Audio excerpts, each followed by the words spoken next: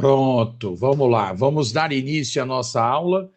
No caso, a aula para a gente fechar, né, finalizar essa parte de protocolos que nós iniciamos aula passada, né? E dentro desse estudo, vamos só revisar rapidinho aqui, que é para a gente poder iniciar a aula de hoje. Na aula passada, nós iniciamos o conceito de protocolos. Protocolo é um conjunto de regras, né? Essas regras elas vão definir a forma com que o computador vai transmitir, como ele irá receber Desliguei. informações em uma rede. Eu só desligar aqui o Não, e não. pronto. Pronto, desliguei aqui. Bom, então o que que acontece? Hoje a gente vai entrar de forma mais detalhada nos protocolos, porque na aula passada nós estudamos a família TCP/IP. Dentro desse conjunto TCP/IP, existem vários protocolos. Inclusive, eles são divididos em camadas. E na aula passada, nós estudamos dois protocolos de uma camada chamada camada de transporte. Existe o protocolo TCP e existe o protocolo UDP. E isso nós estudamos na aula passada. Só que hoje nós vamos entrar na grande parte dos protocolos, né, que ficam localizados em uma camada chamada camada de aplicação. E o primeiro protocolo que estudaremos é o protocolo HTTP. Qual é a função desse protocolo? Toda vez que aparecer o protocolo HTTP, o que, que a gente vai ter que lembrar? Ele é o protocolo responsável por transferir páginas de internet. Então, assim, dos nomes de protocolos que existem na camada de transporte, esse eu diria que é o mais conhecido, né? Pelo menos é o que você visualiza aparecer, acaba visualizando na tela do seu navegador, né? Você abre lá o navegador e acaba visualizando lá HTTP. Só que o HTTP ele tem um problema, ele não é seguro. Então hoje a tendência é que as páginas sejam transferidas apenas por HTTPS, por conta da criptografia. Mas antes de chegar no HTTPS, deixa eu só fazer algumas observações.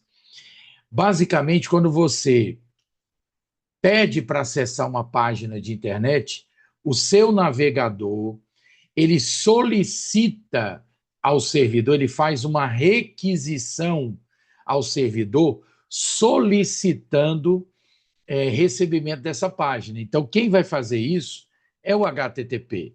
Aí aqui está basicamente um funcionamento dele, né?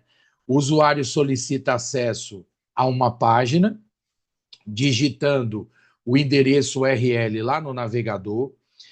O navegador envia uma requisição HTTP ao servidor e o servidor processa o pedido e responde à solicitação daquela página. Basicamente é assim que o HTTP vai funcionar.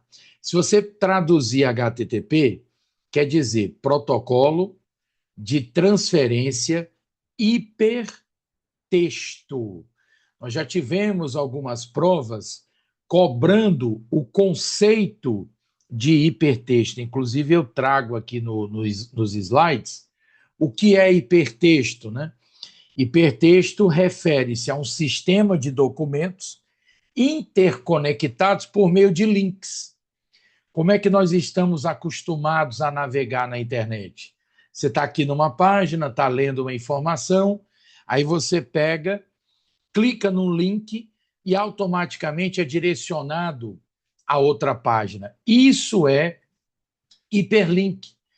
E isso chamamos de hipertexto. Sistema de documentos interconectados por meio de links.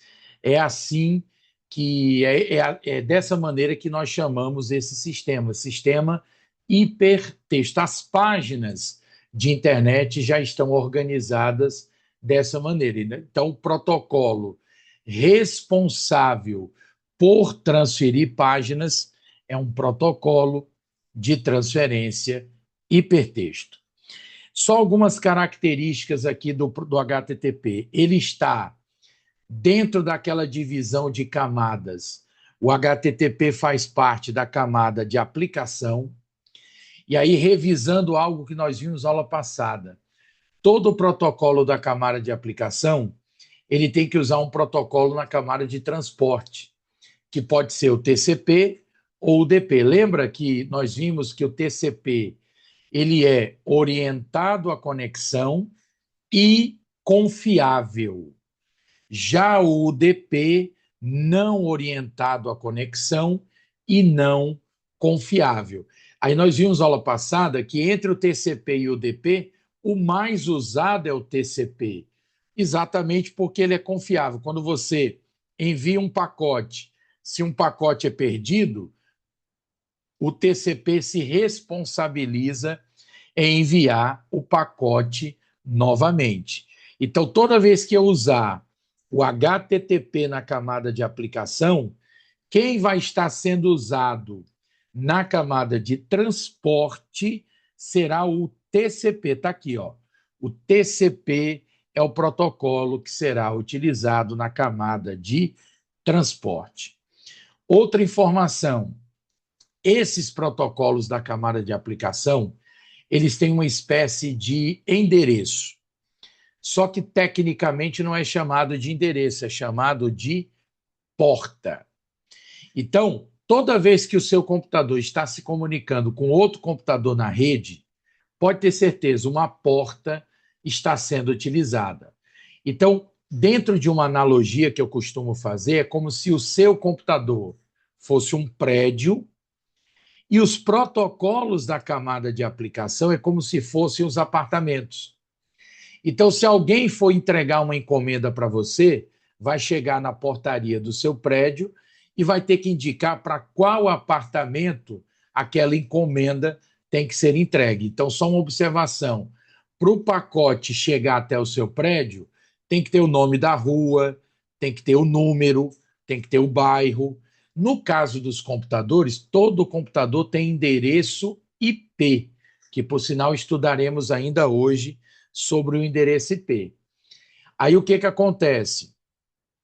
Para um pacote chegar até a sua máquina, basta informar o endereço IP. Só que quando o pacote chega até seu computador não usa só um protocolo, ele usa vários. Então, para cada protocolo da camada de aplicação, existe uma espécie de endereço. Só que nós chamamos isso de portas. Ah, mas isso cai em prova? Cai.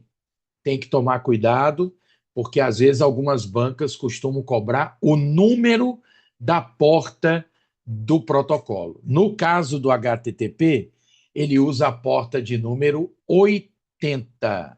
Então, toda vez que eu direcionar um pacote para a porta 80, quem vai receber é o protocolo HTTP. Então, resumindo, o HTTP é responsável por transferir páginas de internet.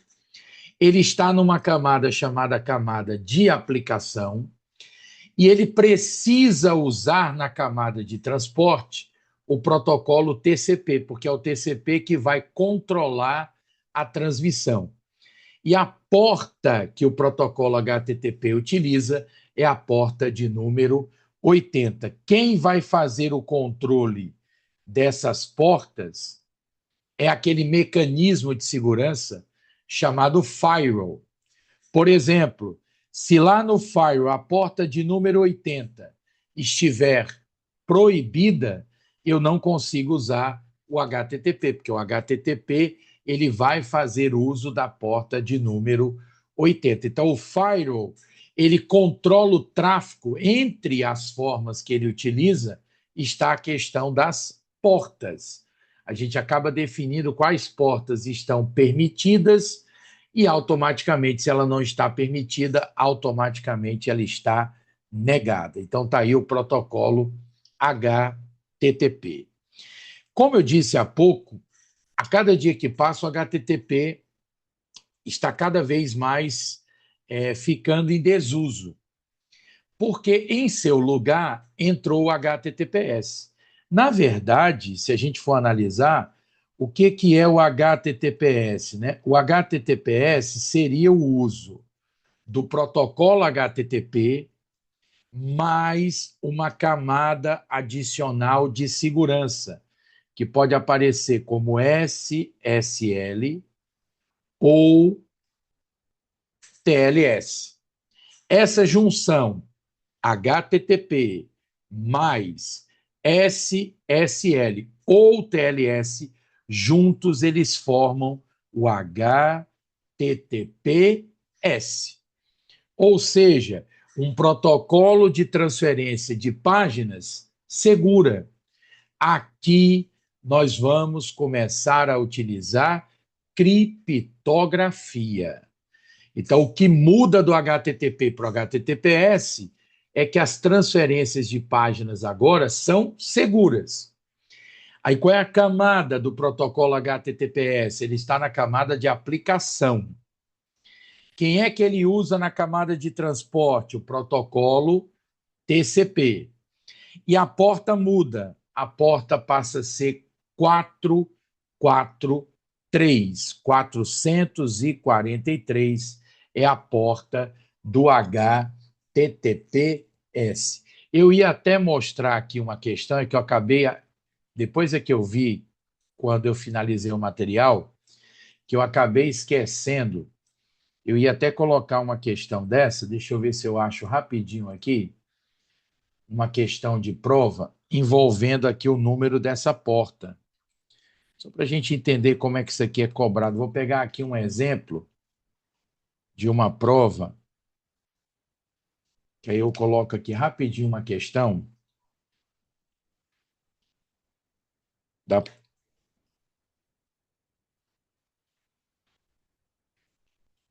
Deixa eu ver se eu acho aqui.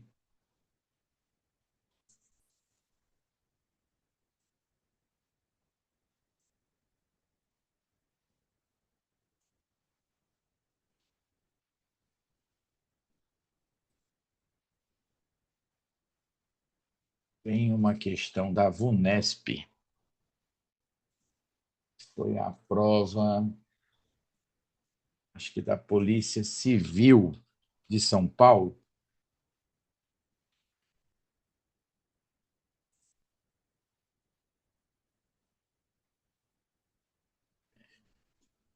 Olha essa questão aqui, ó.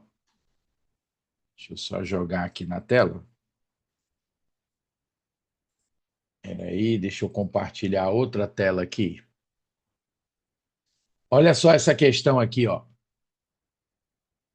Essa questão aqui, Polícia Civil de São Paulo para investigador de polícia, ó, VUNESP. Olha o que diz aqui a questão, ó. Sobre os conceitos de URL, assinale a alternativa com o número da porta padrão para o protocolo HTTPS. E olha as alternativas aí, ó, 0, 443, 80, 8080 e a porta de número 21. Nesse caso, como é o HTTPS, a porta é de número 443. Está aqui a resposta da questão. Vamos dar só uma olhada nas estatísticas aqui dessa questão. Olha o percentual de erro aí, ó, quase 42% erraram essa questão. Então, está aqui um exemplo de quando surgem questões envolvendo o número da porta. Beleza? Deixa eu voltar lá para os slides. Compartilhar de novo aqui. Então, ficou alguma dúvida aí do HTTP e do HTTPS? Podemos seguir? Deixa eu dar uma olhada aqui no chat. Ver se tem alguma mensagem aqui.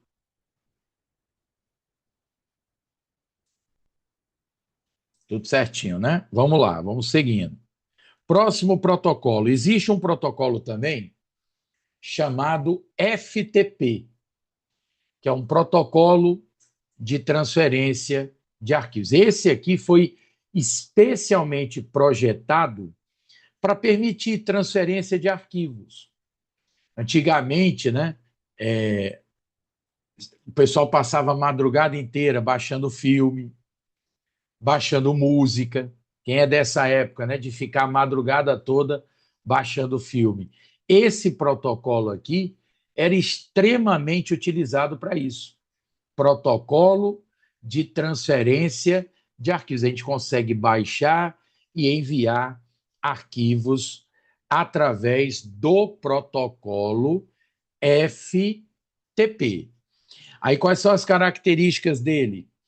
Diferente do HTTP e do HTTPS, que utilizavam uma porta, o FTP usa duas portas.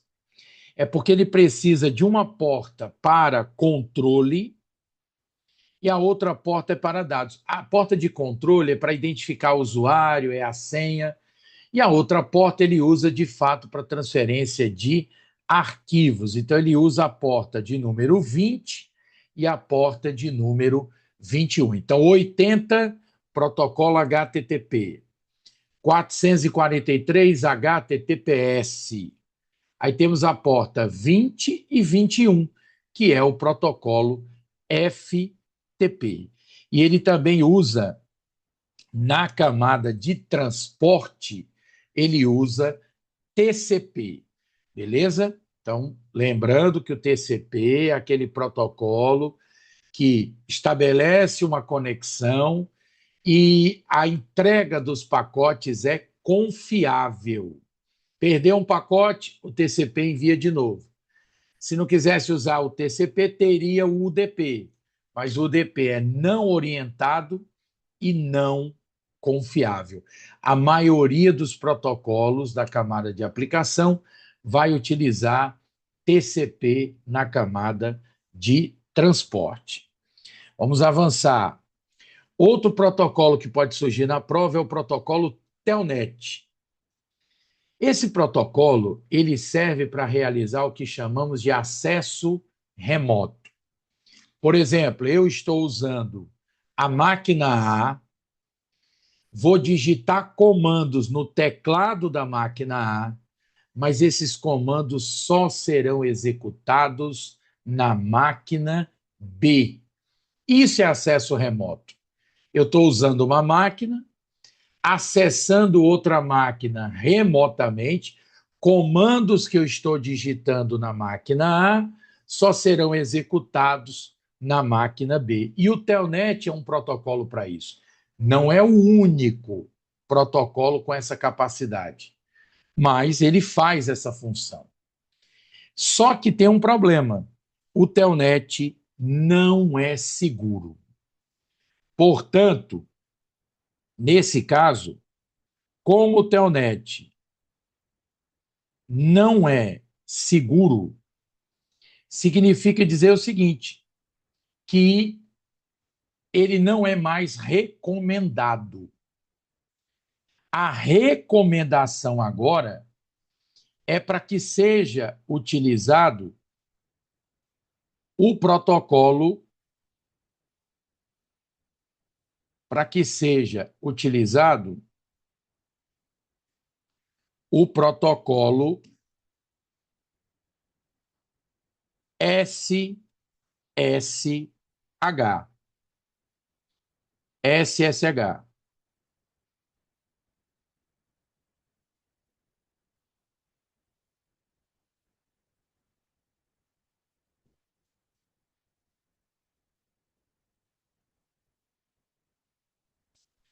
Vamos lá. Então,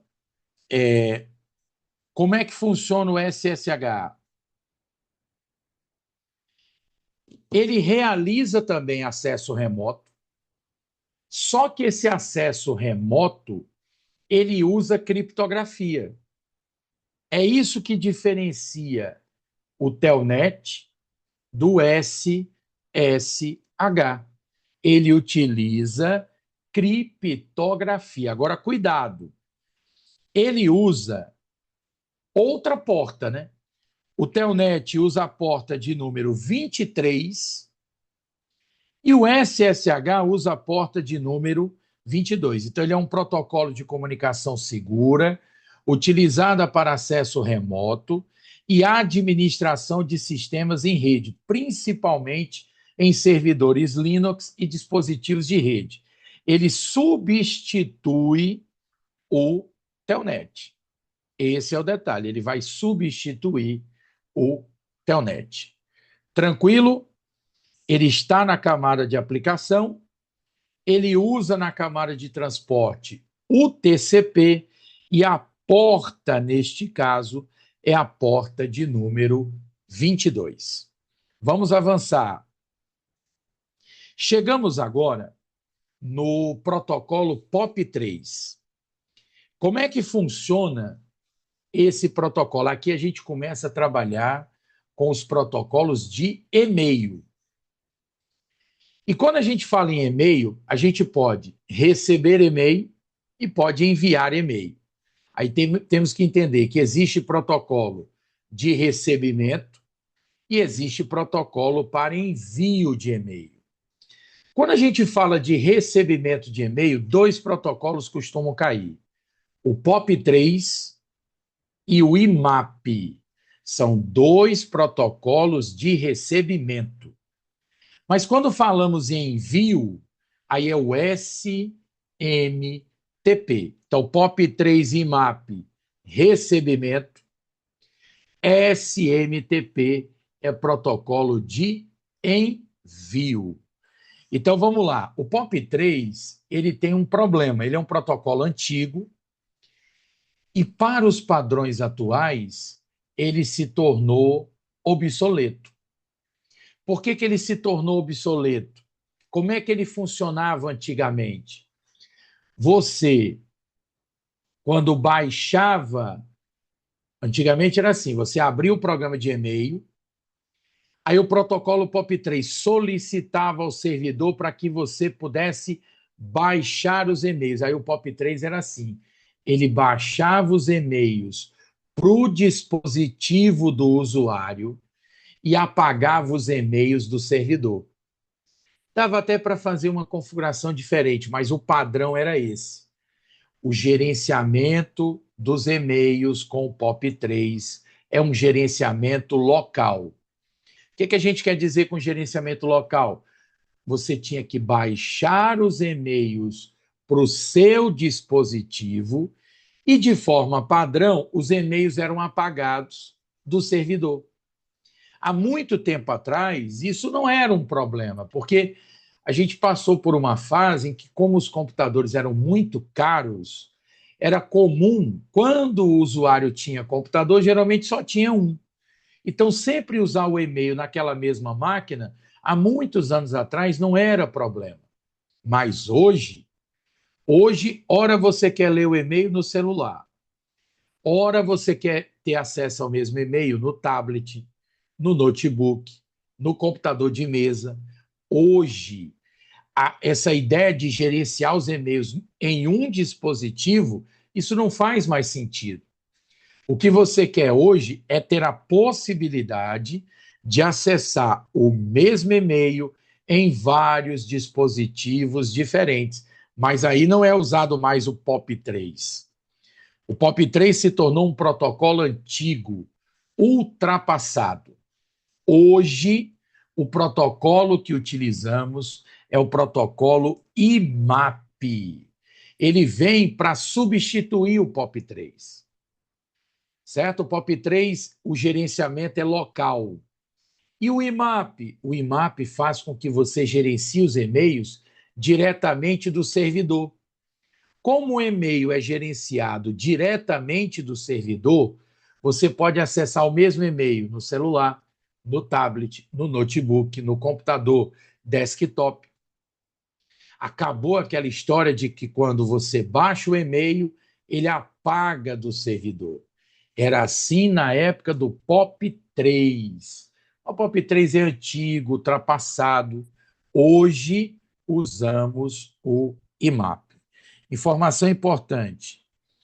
O POP3, vamos dizer, padrão, não usava criptografia. Aí o POP3 trabalhava com a porta de número 110. Só que existia também um POP3 em conjunto com uma camada adicional de segurança, que seria uma ideia de POP3S. Seria um POP3 com uso de criptografia. Só que aí ele passa a usar a porta de número 995. A porta 110 é o POP3 tradicional.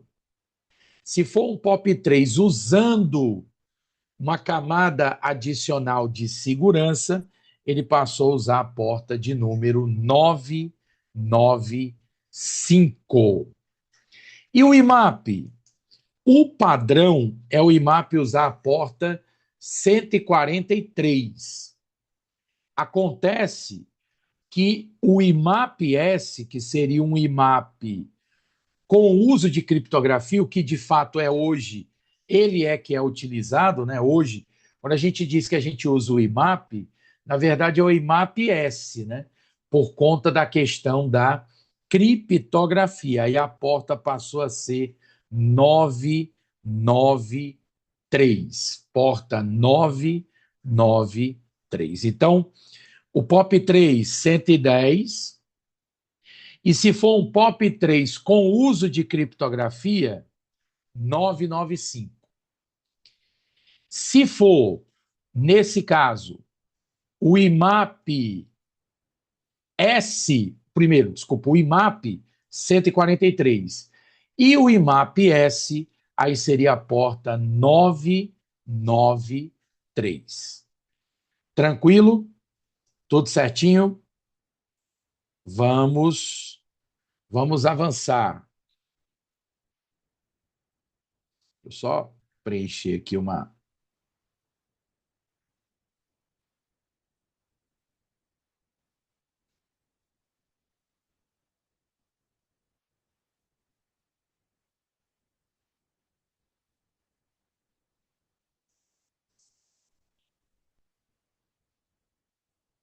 Ok? Vamos avançar. Esses dois, POP3 e MAP, é só recebimento. E o envio? Ó, a Sueli me perguntou a porta do FTP. Sueli, tem duas portas para o FTP, viu? Tem a porta 21, que é para controle, e tem a porta de número 20, que é para dados. Então, o FTP ele usa duas portas. 20, que é os dados, 21, que é para controle. Certo? Aí, no caso do POP3 110 ou 995, porque depende se ele é com ou sem criptografia, o IMAP sem criptografia 143, com criptografia 993. Só que esses dois protocolos eles só recebem e-mails. E o envio? Aí é onde entra um protocolo chamado SMTP, Protocolo de Transferência de Mensagens Simples. SMTP. Ele serve para enviar e-mails. Envio de mensagens de e-mail.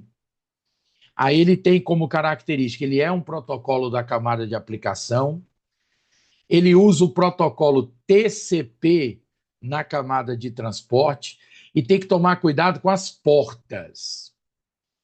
A porta tradicional do SMTP era a porta 25. Porém, essa porta 25 ela foi substituída pela porta 587. Olha aqui, ó, porta recomendada para o envio de e-mails a partir de clientes para servidores, conforme orientação do Comitê Gestor da Internet no Brasil, que é o CGI.br. Para controlar essa questão dos spams, né, que são os e-mails indesejados, esse comitê ele soltou uma nota pedindo para que não fosse mais usada a porta 25 e ela fosse substituída pela porta 587. Agora, quando se trata do SMTP-S, que é com a camada adicional de segurança, aí a porta é 465. Então, para efeito de prova, ligados ao protocolo SMTP, nós temos três portas. Uma muito antiga, que é a porta 25, mas há uma recomendação de não usar mais a porta 25. Aí temos a porta 587 e temos uma porta que é a 465, que é quando usamos o SMTP-S, ou seja, quando você tem uma camada adicional de segurança. Aí fica SMTP-S. Então, quando falar em e-mail, são esses três protocolos que podem surgir. Vamos tentar agora entender melhor como é que funciona essa arquitetura. Vamos supor que a Alice queira mandar um e-mail para Bob. Aí, vamos supor que no computador de Alice tem um programa de e-mail instalado. Acho que muitos de vocês aqui já devem ter escutado falar num programa chamado Microsoft Outlook.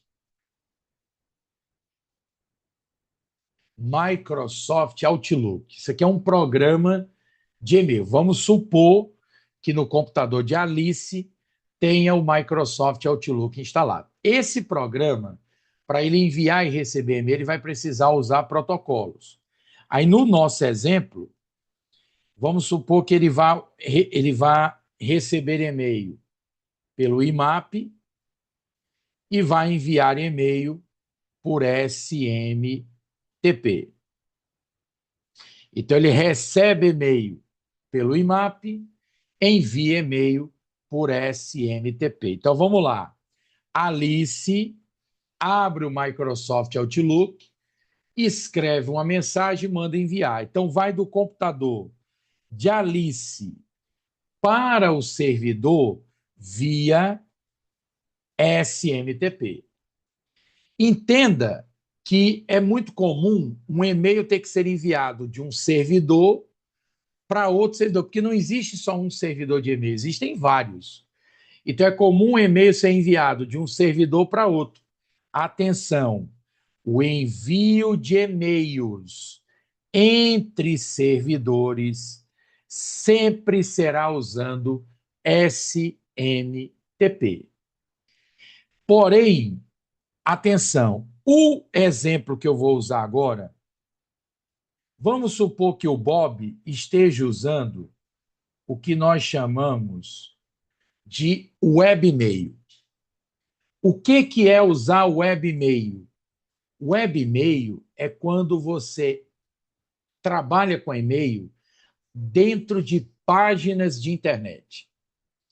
Então, como é que é o webmail? Você vai abrir lá no seu computador o Firefox, ou você vai abrir o Microsoft Edge, ou você vai abrir o Google Chrome, você vai abrir um navegador, vai abrir, por exemplo, a página do Gmail, e quando você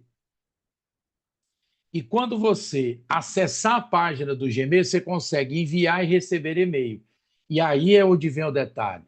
O protocolo que será utilizado por Bob para acessar seus e-mails é o HTTP ou HTTPS. Hoje será usado o HTTPS por conta da criptografia. Então perceba que qual protocolo a Alice utilizou para enviar o e-mail? A Alice usou SMTP. Aí foi do computador de Alice para um servidor. De um servidor para outro servidor, qual é o protocolo? Continua sendo SMTP. Mas quando o Bob for receber o e-mail, como ele está usando O webmail, ele não vai usar o IMAP, ele vai usar HTTP ou HTTPS, porque ele tem que acessar páginas de internet. Ele vai abrir a página do Gmail. E como ele está acessando uma página, qual é o protocolo de transferência de páginas? HTTP ou HTTPS. Hoje, principalmente o HTTPS. Ok? É assim que funciona. Agora vamos pensar. E se o Bob responder o e-mail? E se o Bob responder o e-mail?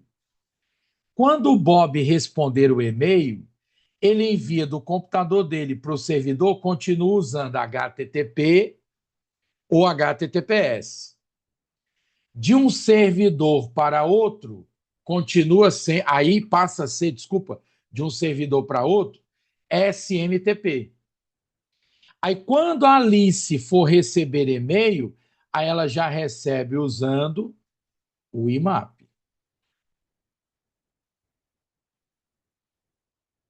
Certo? Pode deixar, Nayara, pode deixar, viu? Então, ó, olha o que aconteceu. A Alice enviou o e-mail por SMTP, aí de um servidor para outro foi enviado via SMTP, só que quando o Bob vai receber, como ele está usando o webmail, aí o Bob usa HTTP ou HTTPS. Ficou claro para todo mundo isso aí? Agora, e se os dois usassem o webmail? Vamos supor que a Alice usa o webmail e o Bob também. Os dois usam o webmail. Aqui a Alice, por exemplo, está usando o Firefox e o Bob está usando o Microsoft Edge. O navegador aqui pouco importa, né? Aí vamos lá. Quando a Alice, via webmail, ela manda enviar um e-mail, ela está usando HTTP. Quando eu falo HTTP, não esqueça do HTTPS, né? Porque pode ser HTTP ou HTTPS. Quando chegar num servidor, para enviar de um servidor para outro, esse é o ponto-chave. Sempre que for enviado e-mail de um servidor para outro, sempre será usado SMTP. Entre servidores de e-mail, o protocolo usado será sempre SMTP, sempre. E aí o Bob, quando for ler os e-mails, vai usar quem? HTTP ou HTTPS. Então tá aí, os protocolos usados quando os dois usam o webmail é isso. Tanto a Alice como o Bob estão usando HTTP/HTTPS e entre os servidores, sempre entre os servidores, será SMTP. Todo mundo conseguiu entender bem essa parte aí? Só uma observação. Quando você tem. Eu acabei apagando aqui, deixa eu escrever de novo, que eu acabei apagando sem querer aqui. Espera aí, deixa eu escrever novamente. Deixa eu montar o esquema novamente aqui, porque eu apaguei sem querer. E quando eu for salvar quando eu for fechar, eu salvo as anotações. Espera aí. No Microsoft Outlook, deixa eu anotar de novo o que eu tinha feito anteriormente. Nós vamos usar aqui, nesse caso, o IMAP para receber e-mail e vamos usar o SMTP para enviar e-mail, ok? Aí do computador de Alice para o servidor será SMTP. De um servidor para outro será sempre SMTP. Mas como o Bob está usando o webmail, ele está através de um navegador, por exemplo, o Firefox. Aí, por ele estar usando o webmail, ele acessa os e-mails por HTTP ou HTTPS. Aí, qual era a anotação que eu queria fazer? O Microsoft Outlook, isso aparece muitas vezes em prova, como cliente de e-mail. O que é um cliente de e-mail? É um programa para você gerenciar os seus e-mails. Agora, eu sou obrigado a ter um programa desse instalado no meu computador? Não. Eu posso ir pelo webmail. O webmail, nesse ponto, é muito mais prático, né? Eu não preciso ter um programa de e-mail instalado no meu computador. Eu abro o meu navegador, entro na página, por exemplo, do Gmail e gerencio os meus e-mails diretamente da página. Eu não precisaria ter um programa instalado no meu computador. Então, a gente usa POP3, IMAP e SMTP em programas clientes de e-mail. Quando a gente está usando Firefox, Google Chrome, Edge, como a gente está usando o webmail, a gente vai usar HTTP ou HTTPS.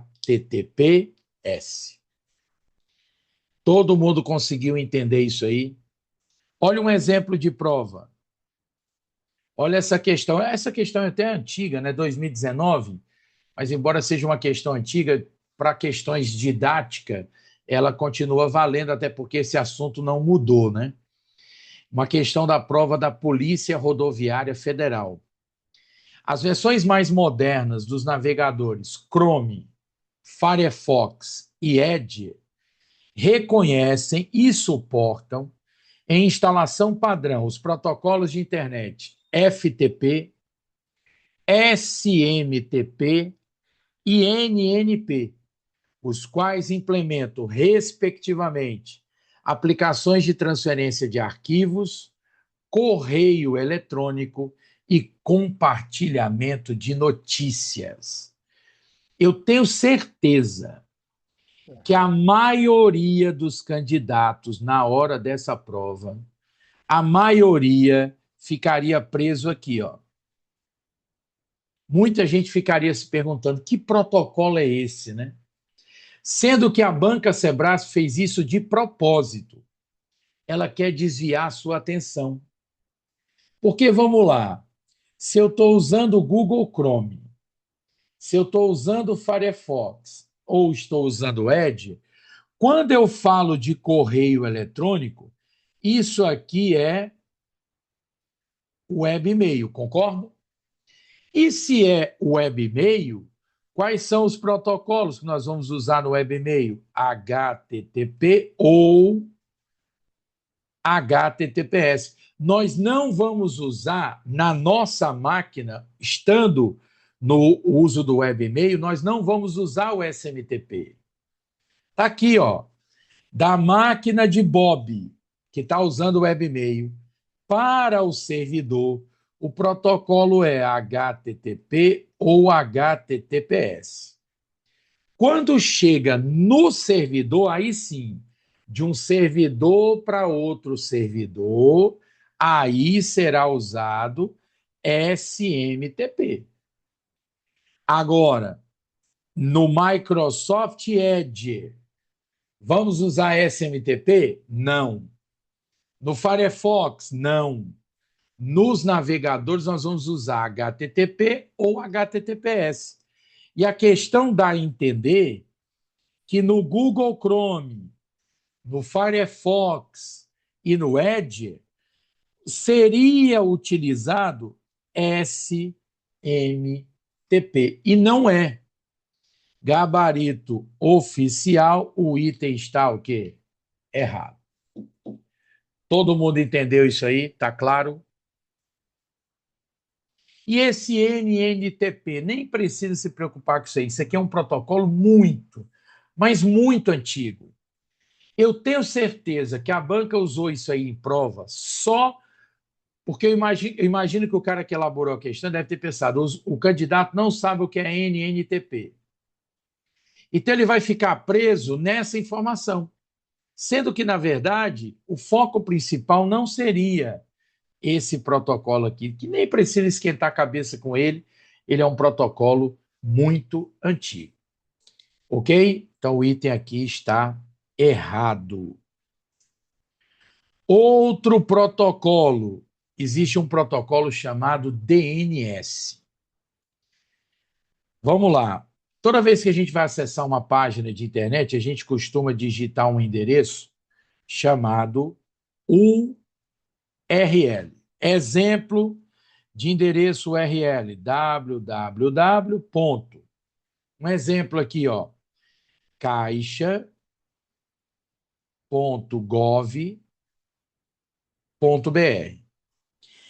E todo endereço URL tem vinculado a ele um endereço chamado endereço IP, que nós vamos já começar a estudar sobre endereçamento IP. Aí o endereço IP ele é um endereço numérico do tipo 200.37.90.105. Pessoal, o que é mais fácil, decorar nomes ou números? Ora, é muito mais fácil decorar nomes. Na internet foi criado um sistema chamado DNS, que é o Sistema de Nomes e Domínios. Quando você digita www.sitequalquer.com.br, você está digitando lá o endereço URL. Nesse endereço existe um domínio, que no caso aqui é caixa, e o seu computador está configurado para fazer uma consulta. Uma consulta ao DNS. E o que é feito nessa consulta? Eu digo o nome do site que eu quero acessar e o DNS diz qual endereço IP tem que ser acionado. Isso aqui é o chamado funcionamento normal. Você decora nomes e esses nomes são associados a números, que são os endereços IP. Isso aqui lembra muito o sistema de uma agenda telefônica. Vamos ligar para o João. Beleza, vamos ligar para o João. Qual é o número do João? Não sei. Ora, você vai precisar lá da sua agenda para você digitar o nome de João. Aí você digita o nome e a agenda automaticamente associa aquele nome a um número.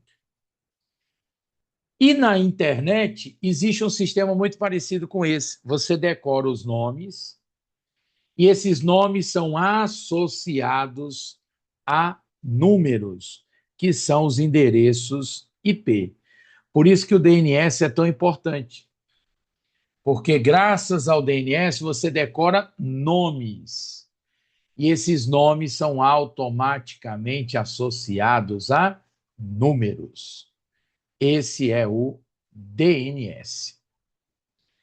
O DNS, ele, diferente dos anteriores, o DNS não usa TCP na camada de transporte. O DNS, ele utiliza UDP na camada de transporte, aquele protocolo sem conexão, não confiável. Então, o DNS usa UDP e a porta é a porta de número 53. Essa é a porta associada ao DNS. E para fechar essa parte, ainda existe um protocolo chamado DHCP. Como é que funciona o DHCP? Entenda o seguinte: quando você vai acessar uma rede, o seu computador precisa receber endereço IP. Se o seu computador não receber endereço IP, ele não acessa a rede. Entenda uma coisa: tem duas formas de configurar endereço IP. Ou o IP será manual, ou ele será automático. Como assim? Ou eu vou lá e configuro manualmente o endereço IP do meu computador, ou eu faço para ele receber esse endereço de forma automática. Agora, para que ele seja recebido de forma automática, a rede que o meu computador está se conectando precisa dar suporte ao DHCP. E é ele que distribui todas as configurações automáticas. Vocês vão fazer um teste da próxima vez. Da próxima vez que você pedir para acessar uma rede Wi-Fi, vai aparecer lá o nome das redes, você vai pedir para entrar na rede. Aí vai pedir a senha, se for a primeira vez que você vai acessar. Você vai lá e digita a senha correta. Se você nunca prestou atenção, preste atenção da próxima vez. Na hora que você digitar a senha e der OK, aí vai aparecer no visor do seu celular, obtendo endereço IP. É naquele momento que o seu celular está recebendo um endereço IP, para que ele possa acessar a rede. Aí, quando o IP é atribuído de forma automática, é um protocolo que está fazendo isso, chamado DHCP. Esse protocolo ele utiliza o UDP também na camada de transporte, e ele tem duas portas. Ele tem a porta de número 67 e a porta de número 68. 67, 68 são as portas vinculadas ao DHCP. Ok? Tudo isso que nós estudamos aqui, vou pegar aqui um slide em branco, ver se eu tenho algum slide branco aqui. Ó, tudo isso que nós estudamos faz parte de um conjunto de protocolos chamado TCP/IP. Então, sempre lembre do TCP/IP como sendo uma família de protocolos. Aí, dentro dessa família, você tem o HTTP e o HTTPS, que transferem páginas de internet. Um é seguro, o outro não. Aqui dentro você vai encontrar o FTP, que é um protocolo de transferência de arquivos. Aqui você vai encontrar o Telnet, o SSH, dois protocolos de acesso remoto. Aqui encontraremos o POP3 e o IMAP, dois protocolos de recebimento. Aqui encontraremos também o SMTP, um protocolo responsável pelo envio de e-mail, né? Encontraremos aqui também o DNS e o DHCP. Tudo isso faz parte de um conjunto de protocolos chamado TCP/IP. E aí, pessoal, me dê um feedback aí. Todo mundo conseguiu entender bem aí como é que funciona isso aí? Tá ok? Então, em relação aos protocolos, basicamente era isso aí.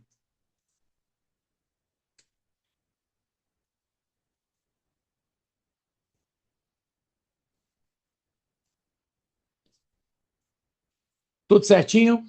Maravilha. Então, fechamos essa parte dos protocolos. Vamos iniciar outro assunto agora. Endereçamento IP, né? Acabamos de falar do IP, precisamos conhecer mais detalhes sobre o endereço IP. Atualmente, nós temos duas versões de endereço IP. Existe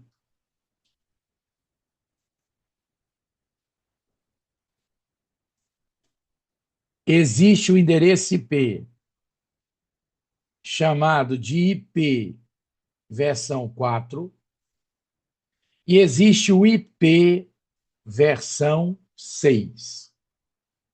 O IP versão 4 já está aí há muitos anos. E entenda uma informação sobre o IP versão 4. O IP versão 4 ele está esgotado. Aqueles endereços que não estão sendo usados, eles já estão reservados. Então, hoje, qual é a principal versão do endereço IP da rede? O IP versão 4. Só que ele está, os endereços ou já estão sendo usados, ou estão reservados. Então, nós entramos numa fase de esgotamento de endereço IP versão 4. E qual é o problema de ter esgotado os endereços? Para que a rede cresça, eu preciso atribuir endereço IP a esses dispositivos. Então, o IP versão 4 ele está na sua fase de esgotamento. Aí foi criado o IP versão 6. Não tem a versão 5. A versão atual é o IP versão 4 e nós estamos migrando para o IP versão 6. Não tem a versão 5. Do 4 está indo direto para o 6. A versão 5 só existe na teoria. Aí como é que um IP versão 4, como é que ele é formado? Vamos começar aqui pelo endereço IP versão 4. Daqui a pouco a gente fala da versão 6. Qual é a estrutura desse endereço? O IP versão 4 ele tem 1, 2, 3, 4, 5, 6, 7, 8 casas. E essas casas são separadas por 2 pontos. Então a gente vai perceber, opa, aqui é a versão 6, eu acabei, peraí, isso aqui ainda estou na versão 4, eu já estava pensando na versão 6. Peraí, eu estava pensando já na versão 6, isso aqui é a versão 4, são 4 casas, 1, 2, 3, 4, desculpa, eu estava já lá na frente. O IP versão 4, ele é um número formado por 4 casas. E essas casas são separadas por um ponto. E o tamanho em bits desse número é 32 bits. Por que essa quantidade de bits é importante? Porque quanto mais bits, mais endereços IPs diferentes a gente consegue gerar. O IP versão 4, ele dá em torno um pouco mais de 4 bilhões de endereços diferentes. Um pouco mais de 4 bilhões. Que ou já estão em uso ou estão reservados. Ou seja, o IP versão 4 ele está com seus dias contados. Não existe uma data ainda certa para que a versão 6 substitua por completo a versão 4, mas isso vai acontecer. A gente fala já do IP versão 6. Como é que esses 32 bits são divididos? Né? São 4 casas separadas por ponto. Então, olhando como o computador olha para esses endereços, cada casa dessa aqui tem 8 bits. Cada uma dessas casas tem 8 bits. Então, se são 4 casas e cada casa tem 8 bits, 4 vezes 8. 4 vezes 8, 32. Atenção, cada casa dessa aqui só pode ter valores entre 0 e 255. Não passa de 255. Então, um exemplo: 200.33.99.108. Está aqui um exemplo de IP versão 4. São 4 casas separadas por um ponto, onde cada casa pode ter valores entre 0 e 255. É assim que é formado um IP versão 4. Todo mundo entendeu? Só uma observação: a gente escreve esse número aqui em base decimal. Ou seja, decimal é de 0 a 9, né? Então, o sistema de numeração do IP versão 4, ele é um sistema decimal. Ele vai de 0, cada dígito, né, vai de 0 a 9. Agora, se você analisar por casa, cada casa pode ir de 0 a, no máximo, 255. Esse é o IP versão 4. Todo mundo entendeu isso aí? Podemos avançar? E o IP versão 6? Aí o IP versão 6 ficou gigante. Antes disso, antes de passar para o IP versão 6, eu ia esquecendo. Os endereços IP versão 4, eles são organizados em classes. São 5 classes. Mas na prática a gente só usa as 3 primeiras, as 2 últimas. Por exemplo, a última classe é usada só para teste. Então, das 5 classes do endereço IP, a gente só usa as 3 primeiras. As classes do IP versão 4 foram criadas para organizar a distribuição dos endereços de acordo com o tamanho das redes. Essa classificação é definida pelo valor do primeiro octeto do endereço IP. Quem vai definir é o primeiro octeto. Então, atenção, o que eu quero dizer com o primeiro octeto? O IP versão 4 não tem 4 casas? A classe desse endereço será definida pela primeira casa. Se na primeira casa eu tiver valores entre 1, de 1 a 126, pode ter certeza, esse endereço é um endereço de classe A. Então, se eu colocasse aqui, 126, é um endereço de classe A.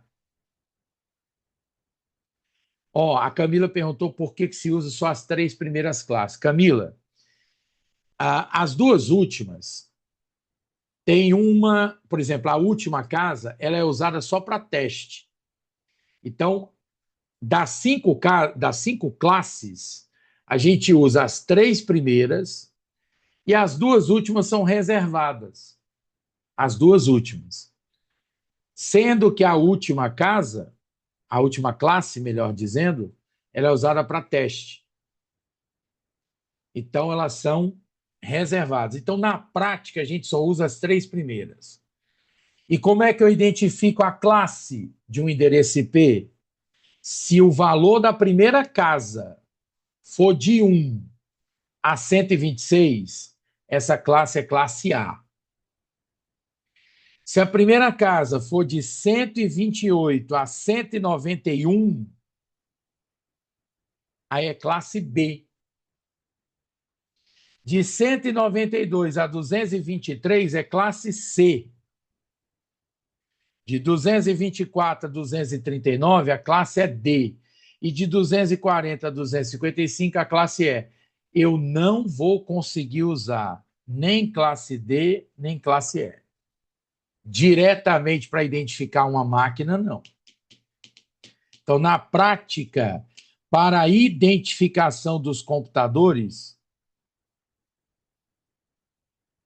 a gente usa as 3 primeiras classes. Alguém vai dizer, e o 127? Pronto, a Camila perguntou, já ia falar. E o 127? O 127, ele é o que a gente chama de endereço loopback. É o tipo de endereço em que a minha máquina envia e ela mesma recebe. Isso aqui é usado em ambientes também de teste, o 127. Então, o endereço loopback é aquele que o endereço começa em 127. Nem que você queira usar, o sistema vai permitir. Quer ver? Deixa eu usar aqui na prática. Deixa eu fazer o seguinte. Deixa eu compartilhar aqui. Outra tela, deixa eu abrir. Eu vou abrir aqui as configurações da placa de rede do meu computador. Deixa eu só abrir aqui.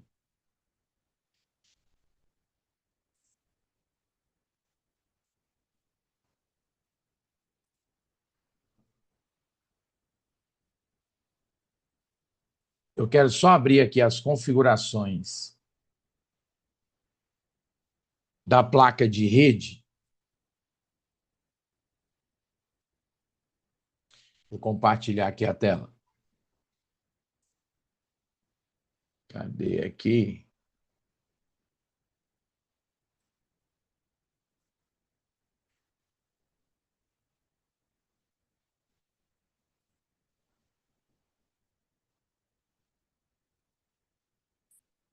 Tá dando para ver essa janela? Não tá não, né?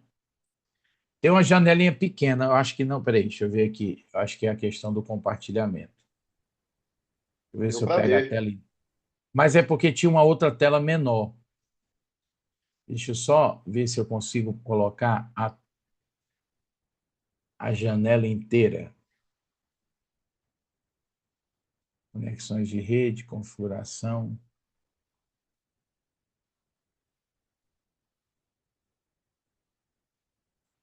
Eu estou tentando aqui compartilhar a tela toda.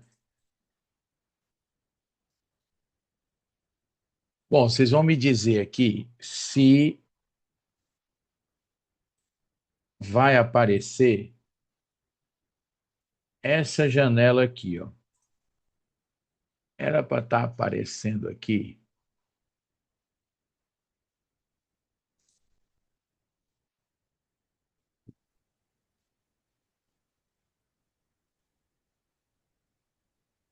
Estranho que ele. Quando eu abro uma caixa de diálogo, que é uma janelazinha pequena. Ah, agora eu acho que foi. Agora eu acho que foi. Pronto, essa janela aqui não estava Apareceu. aparecendo. Agora apareceu. Nós vamos entrar aqui nas configurações do IP versão 4. Ó. Você vai perceber aqui que nós temos 4 casas. Ó. São 4 casas. Se eu chegar aqui e colocar o IP, ó, 126.0.5.8. Isso aqui é um endereço IP de classe A, porque ele começou em 126.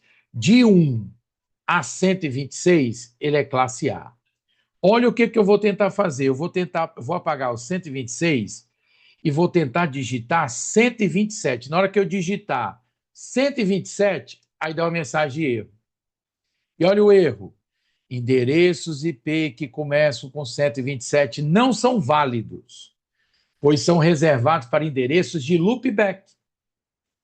Especifique outro valor válido entre 1 e 223. Alguém vai dizer, mas peraí, não é até 255? Por que ele está falando até 223? Porque vale lembrar que, por exemplo, de 128 até 191 aqui, isso aqui é classe B. De 192 a 223 é classe C. Aí eu não disse que não dá para usar nem a classe D, nem a classe E. Onde é que começa a classe D? Né? Em 224. Na hora que eu tentar digitar aqui, ó, 224, ó, o Windows, ó, 224 não é uma entrada válida. Especifique um valor entre 1 e 223. Todo mundo entendeu isso aí? Então, lembre-se que a primeira casa é a que identifica a classe. E só dá para usar nos computadores as classes A, B e C. Só dá para usar as 3. A classe A vai de 1 a 126. A classe B vai de 128 a 191. A classe C de 192 a 223. E a partir de 224 é classe D, de 224 a 239, e de 240 a 255 é classe E. Mas você não vai conseguir usar nem a classe D, nem a classe E. Para os computadores, a identificação deles vai ficar na classe A, B e C. E o 127, que é um número especial. Cuidado que quando eu digo que não dá para usar 224, não dá para usar na primeira casa, viu? Mas nas outras casas dá para usar, ó, sem nenhum problema. É só a primeira casa que não pode, porque é com relação à classe. E outra coisa, Nas outras casas, o valor máximo é quanto? 255. Se eu tentar digitar aqui, ó, 256, ele vai dizer, ó, 256 não é uma entrada válida. Especifique um valor entre 0 e 255. Eu não estou mais na primeira casa, porque a primeira casa é que identifica a classe. Na segunda, na terceira e na quarta casa, os valores podem ir de 0 a, no máximo, 255. Todo mundo conseguiu entender isso aí? Como é que está o compartilhamento aqui? Voltou para o slide? Voltou, né? Voltou para o slide. Vamos avançar. Outra coisa que a gente vai ter que aprender. Existe endereço IP público e existe endereço IP privado. Qual é a diferença? Endereço IP público são os endereços que são válidos para a internet. Já os endereços IPs privados são os IPs usados só em redes privadas, como o nome está dizendo. Para que vocês entendam isso, eu vou fazer aqui um esquema, que é o seguinte. Os endereços IP privados são utilizados exclusivamente em redes internas, não sendo roteáveis na internet. Esses endereços foram definidos para permitir a reutilização em diferentes redes locais, economizando endereços IP versão 4. Então, existem 3 faixas que foram reservadas só para rede interna. O que eles fizeram? Eles pegaram uma faixa da classe A, uma faixa da classe B e uma faixa da classe C e disseram assim, ó, qualquer computador que tiver um desses endereços não poderá acessar a internet diretamente. São 3 faixas, são elas: 10.0.0.0 a 10.255.255.255. Qualquer computador que tiver endereço IP que começar em 10, pode ter certeza, ele não acessa a internet diretamente. Não acessa. Por quê? Porque esse IP é um IP de rede privada. Ele existe para dentro de uma rede interna, mas ele não é visto na internet. Só que reservaram uma segunda faixa de 172.16.0.0 a 172.31.255.255. Aqui é o seguinte, qualquer computador que o IP começar em 172.16 a 172.31, ele só existe na rede interna. Ele não acessa a internet. E a última faixa, 192, 168, 192, 168.0.0 a 192, 168, 255, 255. Então, ó, dessas 3 faixas, sempre que começar em 10, rede privada. Se começar em 172.16.0.0 a 172.31.255.255, rede privada. E se começar em 192.168, rede privada. Sabe o que isso significa? Que o seu computador não está conectado diretamente à internet. Vamos ver isso na prática. É o seguinte: imagine aqui que eu tenho o que a gente chama de rede LAN. O que é uma rede LAN? Uma rede local. Aí aqui eu vou chamar de máquina A, B, C e máquina D. Aí existe um equipamento aqui chamado switch, que é um equipamento de rede. Ele vai servir para ligar os computadores em rede, rede local. Cada computador desse aqui vai precisar de um endereço IP. Só que eles estão em rede interna. Vamos considerar que aqui, ó, seja a internet. E aí o que a gente vai perceber?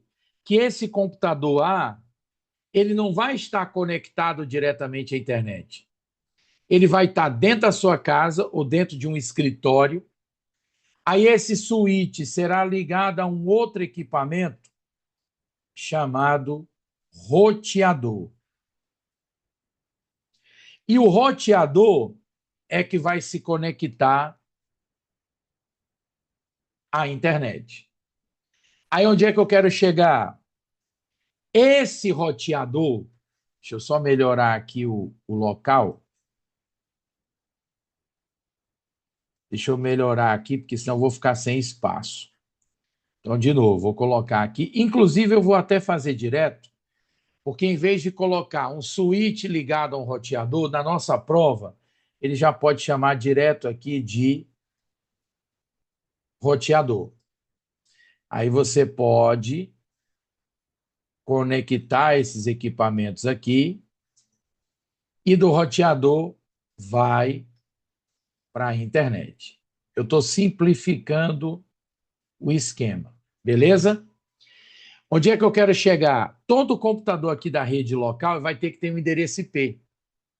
Então, vamos supor que o IP dessa máquina A seja 192.168.0.2. Esse aqui, 192.168.0.3. Esse aqui, 192.168.0.4. E esse aqui, 192.168.0.5. Todos esses computadores, ó, 192, 168, eles só são rede interna. Aí esse roteador aqui teria o IP 192, 168, 0.1. Esse 0.1 vai ser o IP do roteador. Aqui são os IPs das outras máquinas. Só que tem um detalhe: nenhuma máquina dessa está acessando a internet. Quem acessa a internet é o roteador. Aí o roteador vai receber outro endereço IP. E esse IP que o roteador vai receber, vamos supor que o IP seja 200.30.7.11. Perceba que esse IP aqui não está dentro dessas três faixas aqui, ó. Porque esse IP 200, ele já é para ser usado na internet. Aí sabe como é que vai funcionar? Quando alguém nesse computador solicitar acesso à internet, vai funcionar assim. Disso aqui vai para o roteador. Aí o roteador vai fazer o que a gente chama de NAT, que é um tradutor de endereços de rede. Ele vai tirar o IP da máquina A e vai trocar pelo IP roteável do roteador. E com esse IP 200.30.7.11, ele acessa a internet. Quando a resposta vier da internet, a resposta vem para o roteador. Aí o roteador desfaz o processo. Aí lá o roteador, através do NAT, ficou com a informação de que quem tinha feito o pedido era a máquina A. Aí o conteúdo vai para a máquina A. Resumindo, só quem acessa a internet aqui é o roteador. Na sua casa é assim.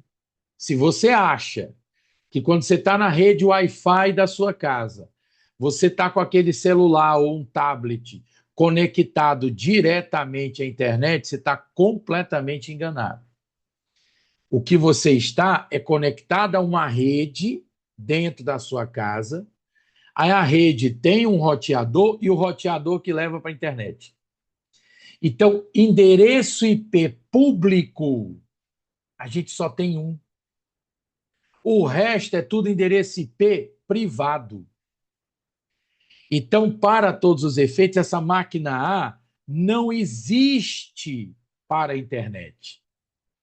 O que existe é o roteador. O roteador ele está conectado tanto na rede interna quanto na rede externa.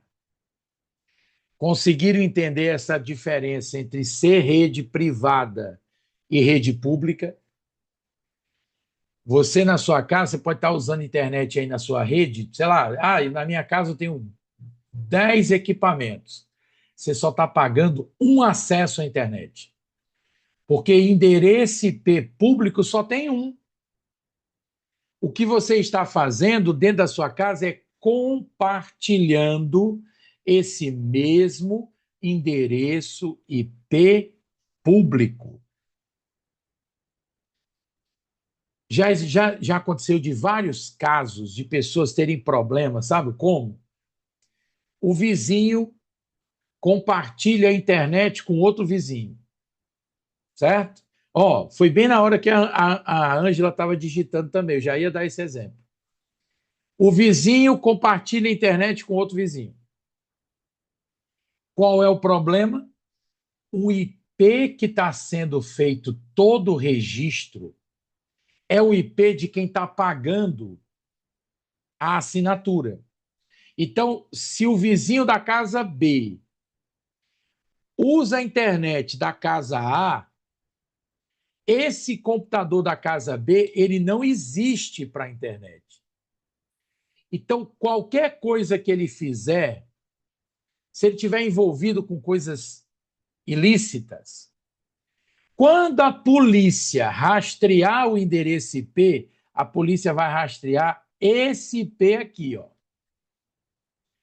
E ela vai chegar onde? No dono da assinatura e não no vizinho. Claro, numa investigação dá para saber. Mas olha a dor de cabeça que você vai ter. Já aconteceu de vários casos.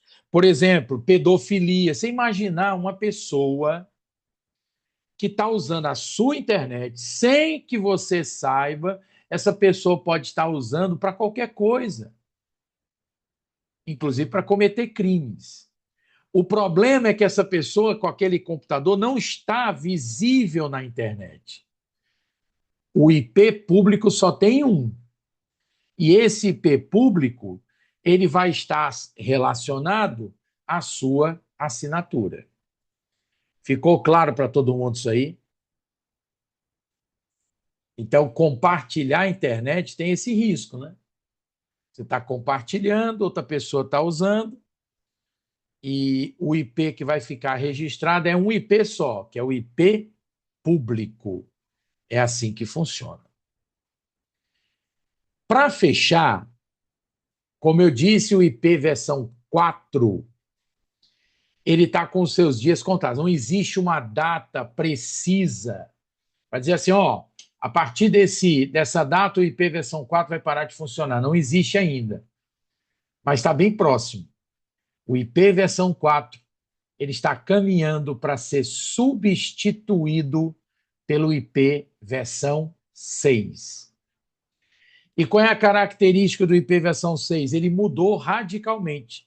Ele ficou maior. E por que ele ficou maior? Para ter mais endereços. Para ter mais endereços. Mas não é só isso, ele também ganhou outras melhorias, né? Aí como é que o IP versão 6 é formado? Ele é formado agora por 8 casas. Vou pegar uma página em branco aqui.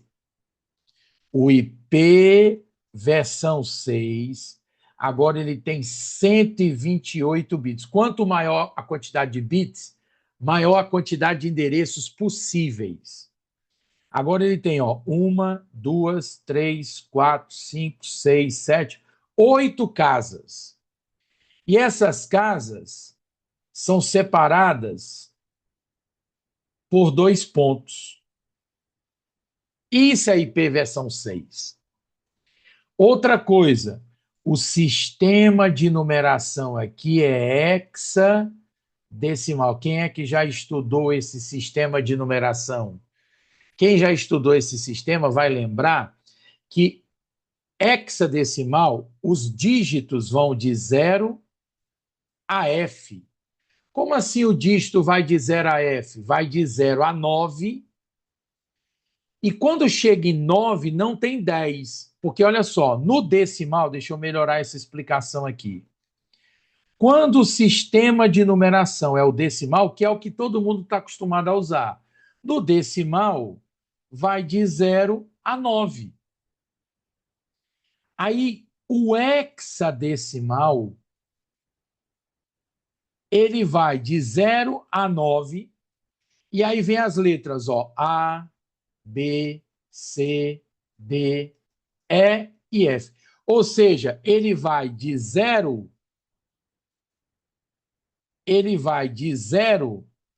a F.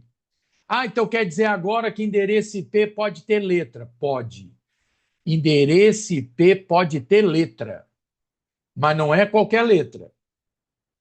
É de A a F. Passou de F, não existe.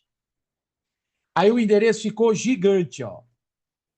Olha aqui, é muito comum você pegar endereços IP versão 6, é muito comum com uma sequência enorme de zeros. Então o endereço ficou gigante. Aí o que foi decidido? Que como o endereço é muito grande, ele pode ser abreviado. Só que você não pode abreviar de qualquer jeito. Existem regras para abreviação. E que regras são essas? Para simplificar a escrita, o IP versão 6 permite remoção de zeros à esquerda em cada bloco. Eu posso remover zeros à esquerda. Eu posso usar compressão de uma sequência contínua de blocos com zeros. Eu posso pegar uma sequência de zeros e trocar por 2 pontos, 2 pontos. Mas eu só posso fazer isso uma única vez. Vamos a um exemplo. Olha esse endereço IP aqui, ó. Sabe o que a gente pode fazer com ele? A gente pode abreviar, simplificar. Como? Esse 2001 aqui não há o que fazer. Não dá para simplificar isso aqui. Continua 2001.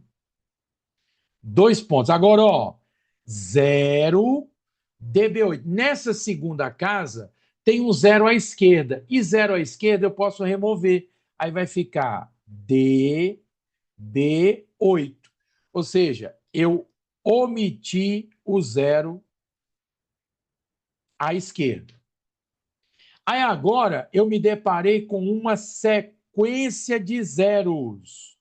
Não importa se essa sequência de zeros tem uma casa, duas, três, quatro, cinco.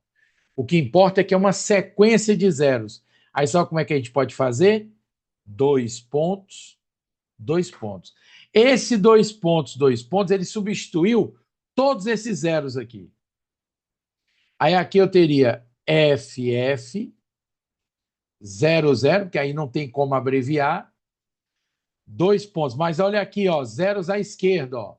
Aí eu coloco só o 42, vou omitir os zeros à esquerda, e o final seria 8329. Está aí um exemplo de endereço IP versão 6 simplificado. Tanto faz escrever de um jeito ou de outro. A questão é que quando você escreve por extenso, o número fica muito grande. Aí você pode simplificar. Tem um endereço IP que é esse aqui, ó. Deixa só eu colocar uma página em branco aqui, peraí. Tem um endereço IP versão 6, que é esse aqui, ó.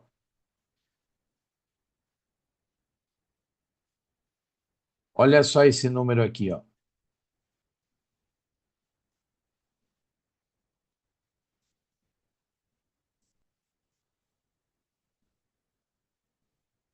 Olha aqui, ó. Uma, duas, três, quatro, cinco, seis, sete, 8 casas. Esse mesmo número, ele pode ser escrito assim, ó. 2 pontos, 1. O número é o mesmo. Porque todos esses zeros aqui, ó, todos esses zeros podem ser representados por 2 pontos, 1. O 2 pontos, elimina os zeros. E o 1 é esse 1 aqui, ó. Isso aqui é o chamado endereço loopback do IP versão 6. Lembra que o endereço loopback da versão 4 começa em 127? Pois o endereço loopback da versão 6 é esse número aqui, que pode ser representado por 2 pontos, 1. É uma forma de simplificar. Uma outra forma que eu poderia usar também para simplificar, porque aí você pode escolher a forma que você achar melhor. Sabe como é que você também poderia simplificar isso aqui? Colocar, em vez de colocar 000, omite os zeros à esquerda, aí ficaria 0. Aí eu vou omitir esses zeros aqui, ó. Vou omitir esse outro 0. Vou omitir esse outro. Vou omitir mais esse aqui, mais esse, e aqui terminaria em 1. Então, ó, 1, 2, 3, 4, 5, 6, 7, 8 casas. Também daria para fazer dessa forma. Aí, olha só, este ano a FGV já andou cobrando isso aí, ó. Questão 2026. A representação do endereço IP versão 6 é escrita na forma hexadecimal, com 128 bits divididos em 8 grupos de hextetos, né, são 16 bits, separados pelo caractere 2 pontos. Apesar dessa quantidade de bits, existem regras que permitem a abreviação do IP versão 6 em formatos reduzidos. Assinale a opção que apresenta corretamente a forma mais reduzida. Ele quer a forma mais reduzida possível para esse endereço. E agora? Qual é a forma mais reduzida? Deixa eu só voltar aqui para deixar bem claro que eu só posso usar 2 pontos, apenas uma vez. Por exemplo, que às vezes você se depara com sequência de zeros no início do número e depois se depara mais para o final. Eu não posso usar 2 pontos no início e usar lá no final 2 pontos de novo. Só pode usar uma única vez. Uma única vez. E aí, qual é a forma mais reduzida? Vamos lá. 2001 não há o que fazer. Mantenha o 2001. O 0DB8 fica só DB8. Aí eu tenho aqui, se eu quiser usar 2 pontos aqui, eu posso. Aí esse 2 pontos, substitui todos esses zeros aqui, ó. Aí essa outra casa seria CAF. Aí vem aqui, ó, B000. E, ó, depois, esses 3 zeros aqui eu não posso omitir, não, viu? Porque não é zero à esquerda. Aí esse final aqui Eu não posso usar dois pontos de novo, ó, porque eu já usei uma vez. Então, o que eu poderia fazer aqui seria ter zero e zero aqui. Esse zero dessa casa e esse outro zero dessa outra casa. É uma possibilidade. Mas poderia ser assim também: 2001, DB8. Aí essa casa aqui, ó, eu colocaria só zero aqui. Essa outra casa eu colocaria outro zero. A essa outra casa, CAF. Aí eu usaria aqui o B000 e o final eu poderia ter dois pontos, que é uma outra forma. Aí eu decido se eu vou usar o dois pontos aqui ou se eu vou deixar para usar no final. Eu só não posso é ter dois pontos mais de uma vez, não pode. E aí você observa que ele usou, ó, dois pontos na letra D, ó. Isso aqui está errado. Ele usou dois pontos, e depois dois pontos de novo. Aqui também, na letra A, ó, a letra A também. Essas duas aqui eu já teria eliminado. E agora, qual é a resposta?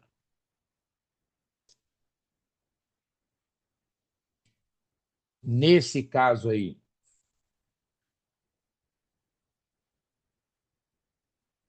a resposta nesse caso, porque ele quer a forma mais reduzida, né?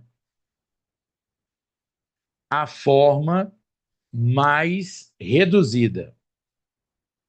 Nesse caso aqui, tem que ser a letra E. Essa é a resposta. Porque respeita a ordem, né? Esses zeros aqui, pessoal, eles não são zeros à esquerda, hein? Porque se fosse 000B, eu colocaria só B. O que eu posso omitir é zeros à esquerda. Então, esse é o detalhe aí. Então, a forma mais reduzida é o da letra E. 2001, DB8, 2.0, 2.0. Aí o CAF, B000. E terminaria com dois pontos. Se você olhar a letra B de bola, a letra B de bola, ela poderia ser reduzida mais, né? Ela não foi reduzida ao máximo. Ou eu poderia ter colocado dois pontos aqui no início, ou dois pontos no final. Só não pode ser nos dois. Só não poderia ser nos dois. Certo? Então a resposta fica mesmo letra E. Já uma questão de 2026 da FGV. É um pouco chato, né, esse assunto assim de abreviação, de endereço IP, ele é mais específico, né?